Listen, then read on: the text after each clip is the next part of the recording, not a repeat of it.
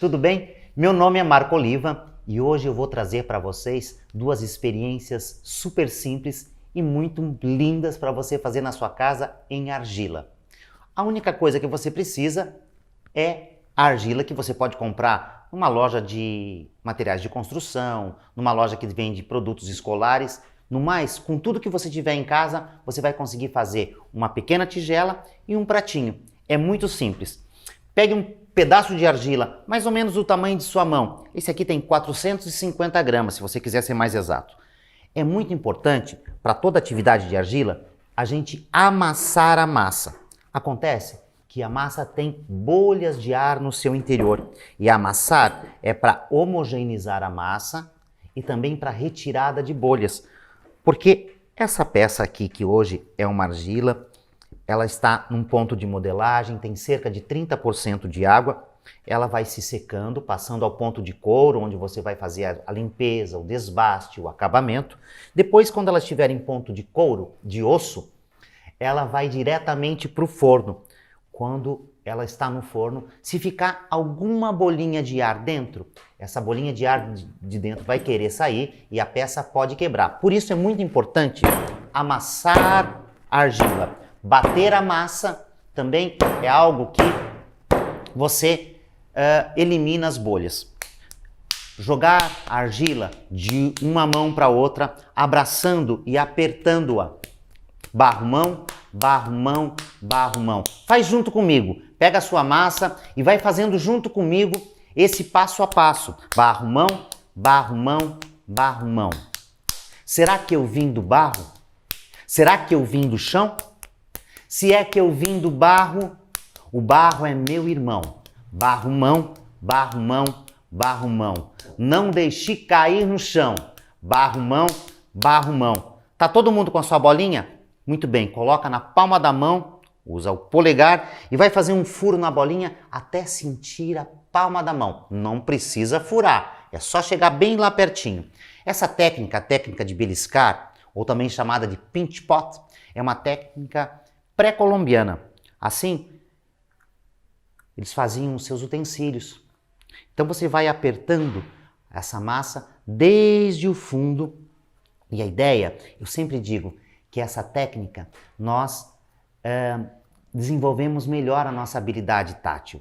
E nós criamos olhos nas pontas dos dedos. Porque o nosso objetivo é fazer com que essa peça cresça uma forma de um meio coco. Tá? Vamos pensar que é um meio coco.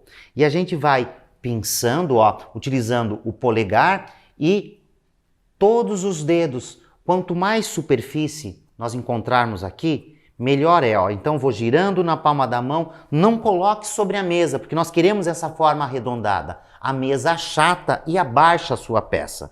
Então você pode trocar de mão, mas sempre utilizando o polegar por dentro. Porque o polegar ele já tem essa forma volteadinha. Os dedos são pontiagudos. Então, se você coloca por dentro, acaba meio furando a sua peça e ela perde esse formato arredondado. Eu vou fazendo aqui, essa voltinha, e vou trabalhando o meu interior e pensando que eu quero as paredes dessa peça todas com a mesma espessura. Eu posso fechar os olhos, eu posso sentir. Nós somos muito visuais, né? Mas a cerâmica é uma habilidade tátil. Tem coisas que o olho não vê, mas com o tato, com a pegada, a gente acaba percebendo. E aí que tá nascendo o nosso pote, É algo muito, muito simples de fazer, que você pode depois tomar aí o seu sorvete, tomar uma sopinha. Você pode colocar uma suculenta que está tão em moda agora. Enfim, você pode dar 1001 utilidades a essa forma de fazer cerâmica, essa forma que é a técnica de beliscar, ou também conhecida como pinch pot. Então nós já temos aqui, digamos que a nossa primeira etapa. Eu posso também passar o dedo, eu vou trabalhando e deixando já bem lisinho por dentro. Bem lisinho e deixo mais ou menos com uma medida de um pouco mais de meio centímetro. Um pouco mais de meio centímetro na borda. Então, temos aí já o nosso potinho. Fácil, né? Então, é só você botar a mão na massa e fazer as suas peças de cerâmica. No entanto, essa peça ainda não está acabada. Esse é apenas o primeiro passo. Ela estando assim, eu coloco na mesa, defino qual é a sua base e nós temos aí a primeira pecinha de cerâmica. Agora, eu quero aproveitar e mostrar uma outra técnica para vocês.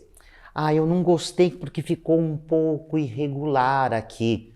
Eu adoro essas formas irregulares, porque mostram, né, e agregam valor de um trabalho feito à mão. Mas caso eu queira uma forma um pouco mais arredondada, eu já aproveito para mostrar para vocês a técnica de acordelado, onde eu pego um pequeno pedaço de massa, eu dou aquela apertada nela e vou fazer um rolinho. A técnica de acordelado, ela vem da palavra corda. Então, eu faço uma corda. Sempre quando eu faço o acordelado, eu preciso borrifar um pouquinho de água na frente da mesa para que ela ganhe umidade e depois ela possa dobrar, ela ficar bem maleável, bem plástica. E essa pequena cordinha aqui, eu quero que ela seja do tamanho ali do meu pote. Ela vai em cima do pote e vai conferir um aspecto mais arredondadinho ali em cima.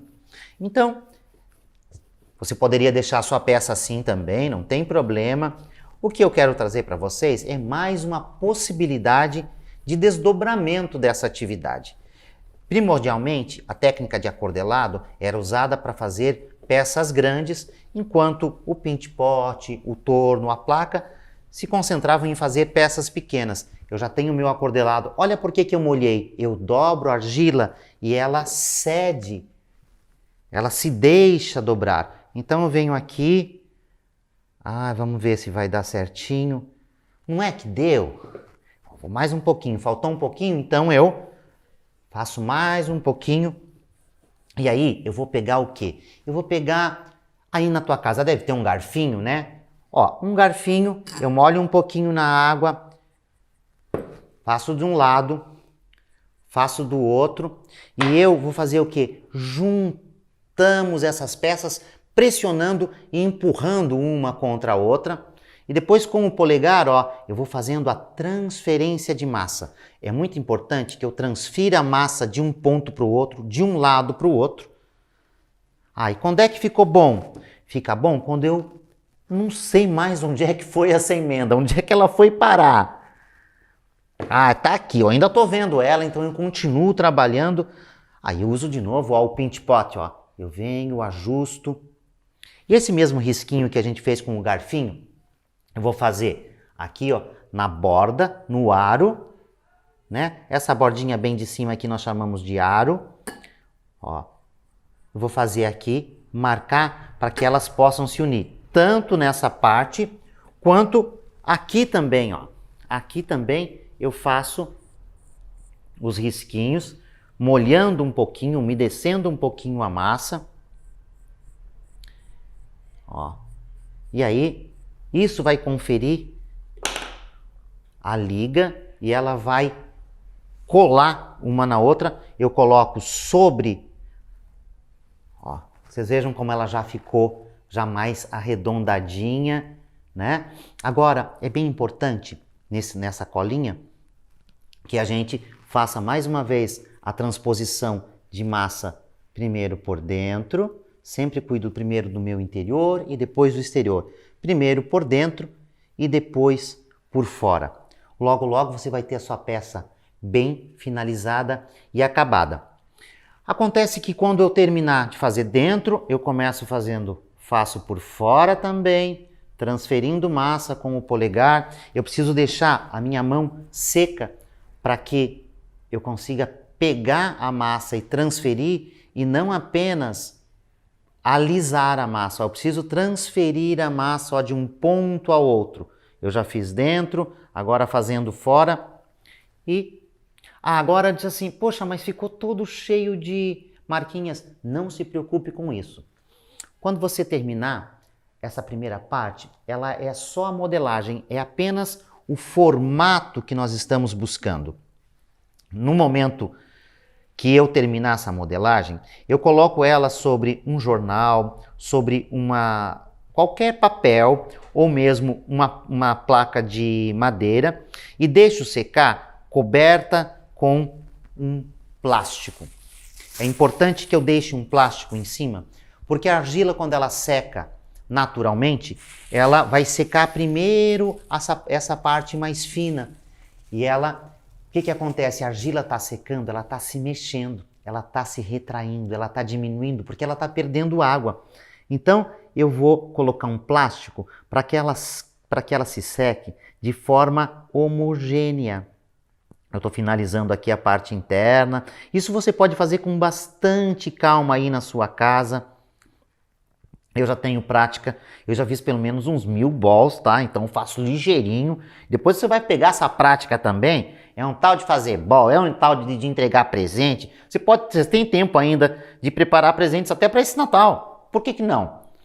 Ó, e tá aqui o nosso ball prontinho, prontinho. Eu deixei um outro prontinho que eu fiz ontem, deixei secando para mostrar para vocês só um pouquinho como é que eu posso fazer o meu desbaste. Tá aqui ele ficou secando sob o plástico, tá? Ficou coberto aqui. Aí eu vou pegar aqui uma colher, um cartão de crédito, pode ser, ó, e eu vou dar o acabamento na minha peça. Esse acabamento, ó, ele vai tirando todas as partezinhas que tem relevo, ele vai tirando os excessos de massa e conferindo mais leveza a essas peças. Eu faço o acabamento, eu faço por dentro, deixando bem lisinho, posso utilizar o dedo também, e depois eu faço a mesma coisa no lado externo, deixando bem lisinho, ou também eu posso imprimir texturas, eu posso criar desenhos nessa peça. Essa peça aqui, eu vou usar o outro lado da nossa colher e vou criar um desenho aqui, ó. Umas curvas. Isso aqui, depois com...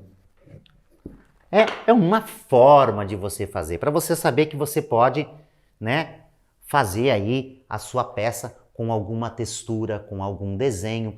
Eu adoro também fazer aquele ralador de queijo. Ralador de queijo, passar aqui, ela fica muito bonita depois. Além do que, quando a gente pega, ela tem aquelas entrâncias e tal, ela não escorrega da nossa mão, fica muito, muito bonito. Depois que ela estiver prontinha, você apenas deixa secar. Pode deixar num local onde não pegue vento, ou pode mesmo cobrir com um pouquinho de plástico, deixa secar, espera o ponto de couro, procura um local onde haja um forno de cerâmica. Pode ser numa olaria, às vezes tem alguma escola que tem alguma universidade que tem. Leve lá e queime as suas peças a pelo menos 850 graus.